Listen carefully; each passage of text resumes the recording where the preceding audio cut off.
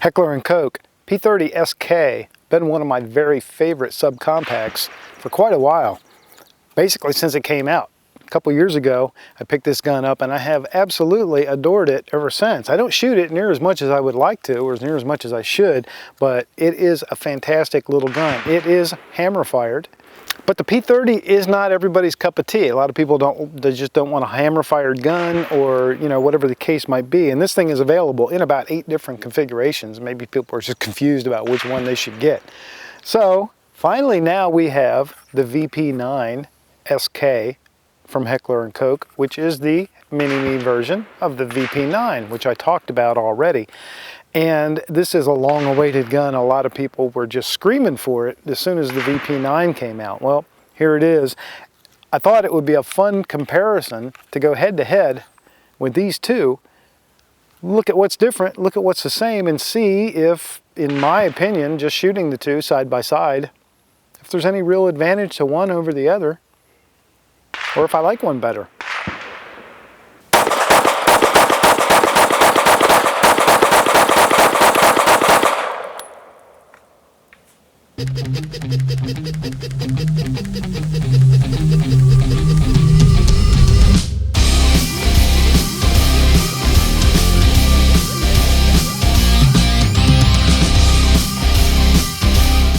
VP9's barrel is about 1/8 of an inch longer than the P30. Overall length corresponds to that, a little bit more than 1/8 of an inch, probably actually about maybe 3/8 of an inch. P30SK weighs in almost a full ounce heavier than the VP9SK.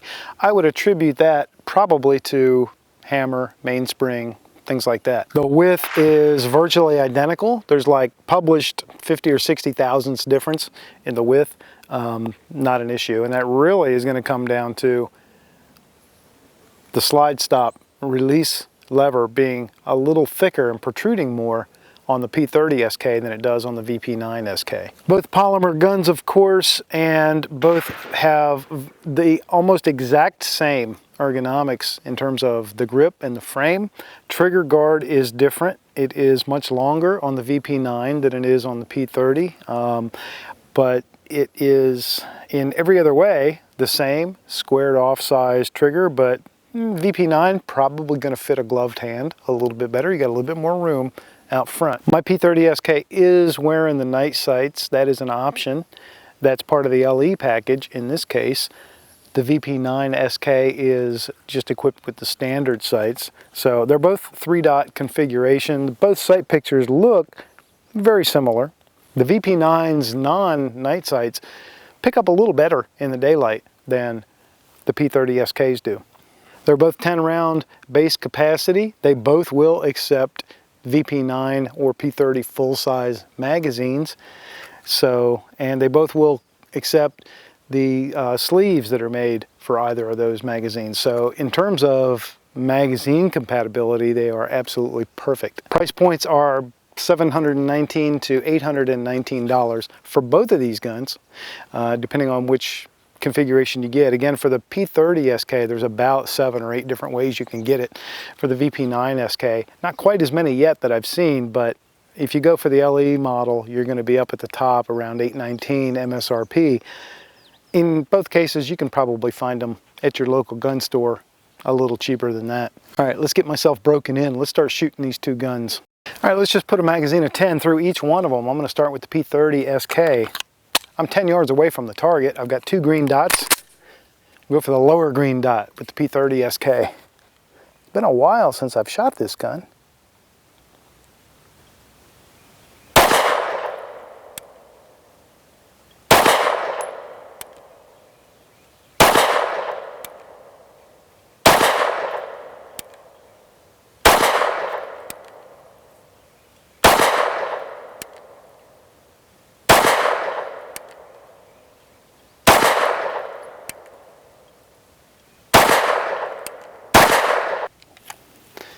Now, VP9, 10 rounds, going to the top dot on the target.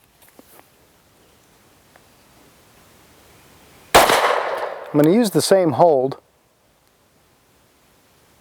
Of course, it's a whole different feel with a striker versus a or a hammer.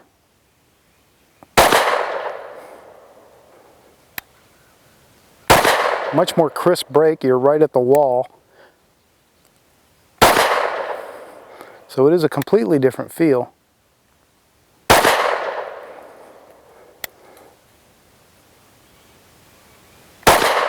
But the ergonomics are identical.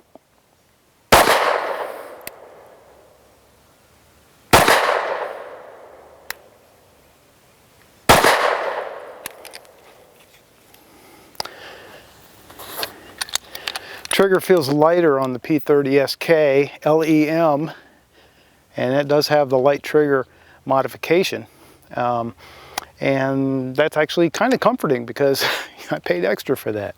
VP9 certainly has a great trigger, feels just like the grown-up VP9, but the P30SK LEM version definitely has a nicer feeling trigger, although there's a lot more travel to it, of course, because it's a hammer-fired gun. This one, crisper, you're right at the wall, and then you have that nice break, where this one you have to sort of roll that hammer a little bit. It's easier to do this here at the workbench. Here's a quick look at the differences in the physical size between these two pistols. So the P30SK, which is of course the one that came out first, and the VP9SK, which is the new one.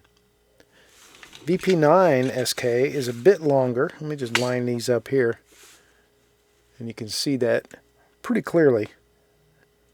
About 3/8 of an inch longer overall. Another thing that's really noticeable is the size of the trigger guards.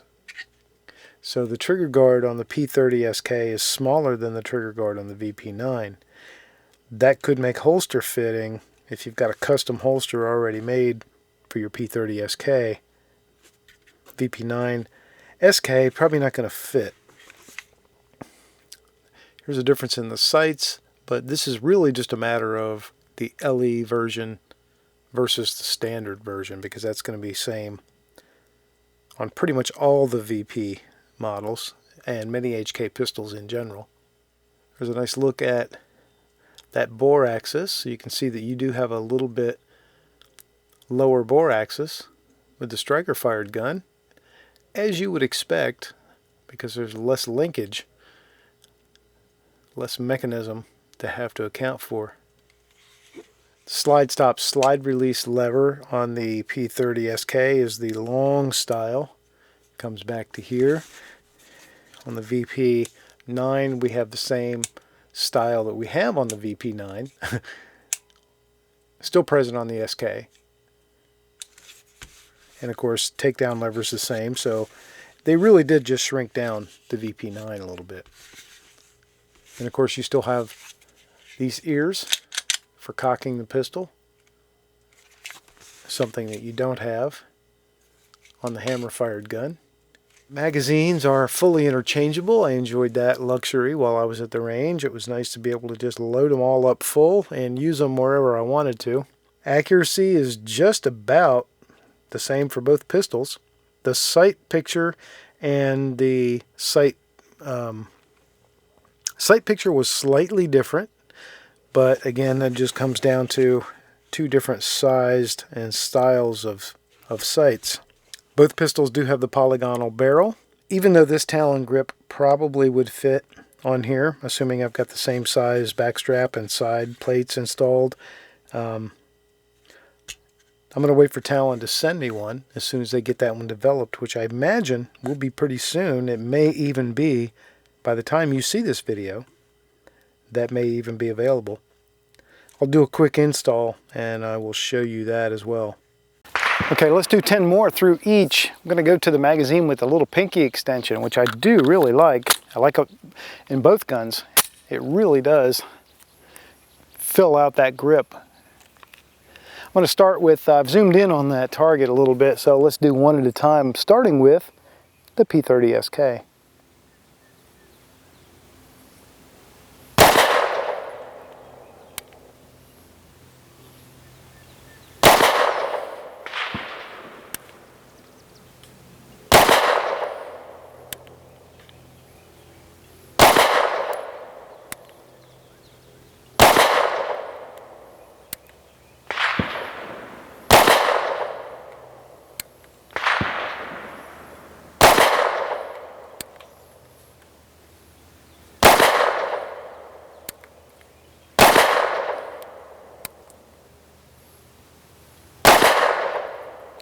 Okay, I'm using a 6 o'clock hold for both pistols.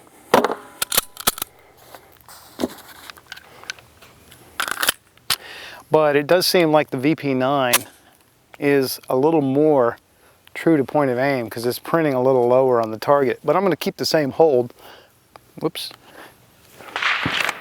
Got to go change my target. Okay, I repointed the target. Now we're looking at the top orange dot. That's going to be for the VP9SK. It's printing a little low, which tells me, since I'm using the same 6 o'clock hold, that this one shoots more to point of aim than the P30SK. Different sights, you know, it's just, you never can tell. So I'm going to keep the same hold for consistency.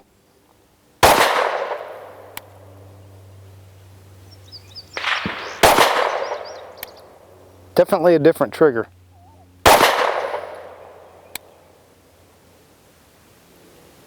Really nice, actually. I know a lot of people prefer the striker fired guns.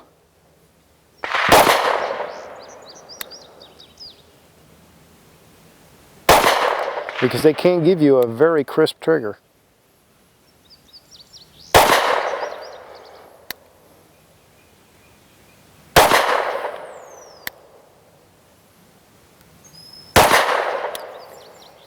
There you go. Now here's one difference that doesn't get talked about a whole lot, although it is important to some people. In fact, in my opinion, it's more important to some people than it really should be. And that is, you hear every once in a while you hear people talk about second strike capability. And that's one of the downsides of a striker fired gun. They say, well, you don't have second strike capability. Let's say that the gun's loaded and cocked and we fire it and nothing happens. Maybe you have a light primer strike or something, or a hard primer, whatever the case might be, then fire. Well, you've got a dead trigger now until you reciprocate that slide again. So you've got really no choice other than to rack the slide to be able to try and make that shot. With the hammer fired, though, take that first shot with our nice light trigger. Same thing, doesn't go off. Maybe it's a hard primer. We can let the trigger all the way back out, and we have a much heavier trigger pull, but we have a full double action trigger pull, second strike capability. So if that's important to you, advantage hammer fired gun. Of course, one thing that I'm still really loving about the P30SK is that it has that rubberized Talon grip on it, and that does make it feel much gooder. Although, don't fear, I have been in contact with the folks at Talon even this week, and they tell me that they have the VP9SK grips coming very, very soon, even though this grip probably would work. But they are designing a grip for the VP9SK, and it should be, by the time you see this video, that should be available.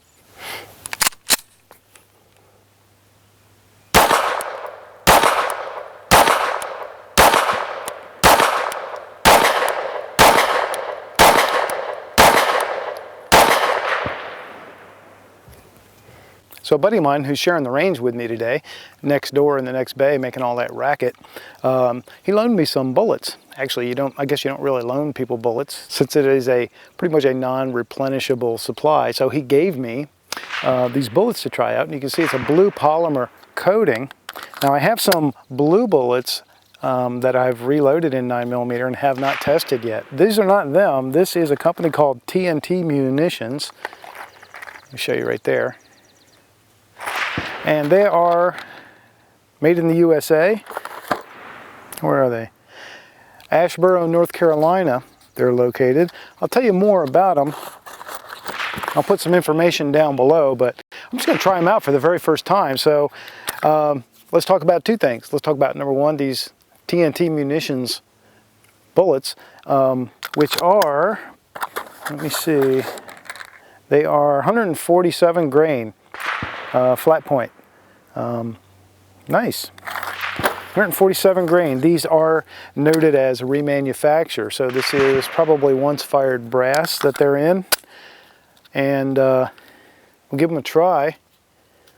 Also, You can see I'm running the full-size 15-round magazine for the P30 or the VP9. I've got a sleeve on it that is really nice. I'll put information below too for where I got this sleeve. Bought it from a guy on eBay who makes them with a 3D printer, and they are top quality. So, without further ado,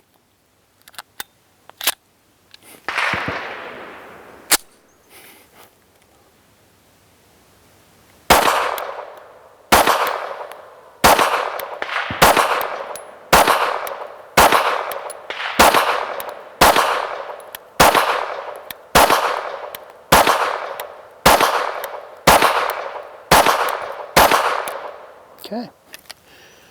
Yeah, they seem to shoot nice. And you can tell they're definitely aiming toward the competitor market because they were definitely pretty soft shooters. But nothing wrong with that. Okay, we know we're dealing with two different types of mechanisms with a hammer-fired gun right here versus a striker-fired gun right here. But let's compare the triggers just for fun. Let's start out with the P30SK. And we do have it cocked, so it is in its sort of single action only, double action only, whatever you call it. It is in its light trigger mode. 5 pounds, 10 ounces. VP9.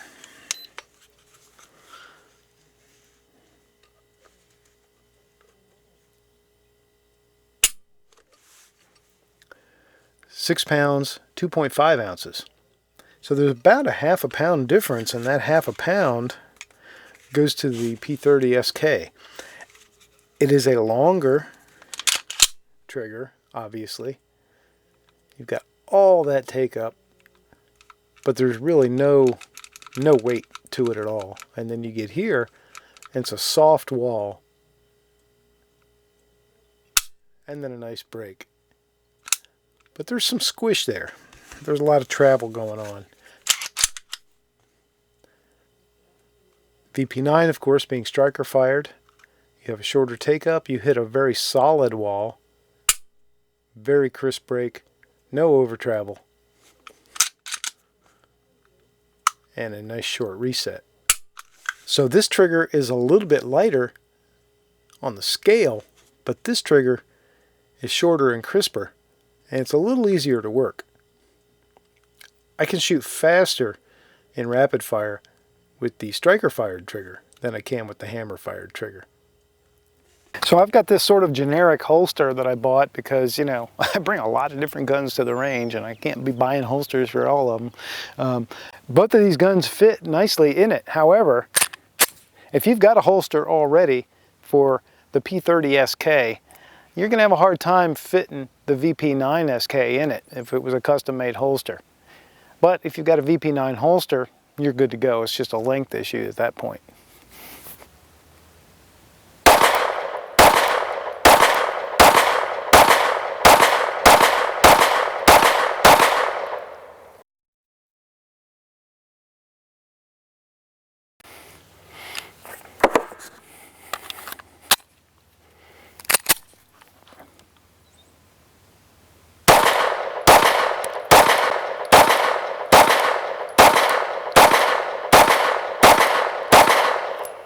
Funny shooting these back to back. Striker versus hammer is a whole different feel, so you definitely have to get a different rhythm going with each one.